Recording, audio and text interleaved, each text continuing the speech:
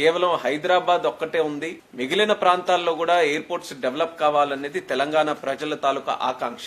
ఎంతో కాలం నుంచి కేవలం ఒక ఎయిర్ స్ట్రిప్ గానే ఉండిపోయినటువంటి వరంగల్లో మామ్నూర్ ఎయిర్పోర్ట్ ని కూడా రాష్ట్ర ప్రభుత్వం కూడా సహకరించి దానికి కావలసినటువంటి ల్యాండ్ కూడా అప్పచెప్పింది. ఎయిర్పోర్ట్ అథారిటీ ఆఫ్ ఇండియా తరపునే ఒక నిర్ణయం తీసుకుని ఒక బ్రహ్మాండమైనటువంటి ఎయిర్పోర్ట్ అక్కడ నిర్మించాలని దానికి కూడా అడుగులు ముందుకు వేస్తున్నాం. మరొక 3 నెలల్లో దానికి ఫౌండేషన్ స్టోన్ కూడా వేసే విధంగా చర్యలు కూడా ఈ రోజు చేపట్టాం. ఆదిలాబాద్ లో ఎయిర్పోర్ట్ నిర్మించాలనంటే సుమారు ఎయిర్ బస్ కి సరిపోయేటట్టు ఒక రన్వే నిర్మించాలనంటే ఒక 430 ఎకరాల వరకు భూమి తాలూకా ఆవశ్యకత అక్కడ ఉంది. సో ఈ యొక్క రిక్వెస్ట్ ని మేము స్టేట్ గవర్నమెంట్ కూడా పంపించాం. ఒక పక్కన స్టేట్ గవర్నమెంట్ కి ల్యాండ్ తాలూకా రిక్వెస్ట్ కూడా పెడుతూనే డిఫెన్స్ తాలూకా ఇన్వాల్వ్మెంట్ వాళ్ళ సైడ్ నుంచి, ఎందుకనంటే డిఫెన్స్ ఎప్పుడు కూడా చాలా స్ట్రాటజీతో ఉన్నటువంటి ఒక మినిస్ట్రీ కాబట్టి వాళ్ళు కూడా ఆదిలాబాద్ తాలూకా సైట్ ఇంపార్టెన్స్ కూడా వాళ్ళు తెలియజేయడంతో ఆ ఎయిర్పోర్ట్ లో ట్రైనింగ్ ఫెసిలిటీ డిఫెన్స్ కి సంబంధించి ఏర్పాటు చేసుకుని ఆ ఎయిర్పోర్ట్ ని వాళ్లే డెవలప్ చేసి ఏదైతే సివిల్ ఆపరేషన్స్ కావాల్సినటువంటిది ఉందో వాళ్ళకి సివిల్ ఎంక్లేవ్ నిర్మించుకోవడానికి ఒక అవకాశం కల్పిస్తున్నట్టు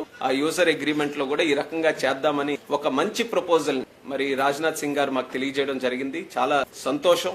ఎందుకనంటే ఇందులో 3 తాలూకు ఇన్వాల్వ్మెంట్ కూడా చాలా ప్రాముఖ్యత కలిగింది.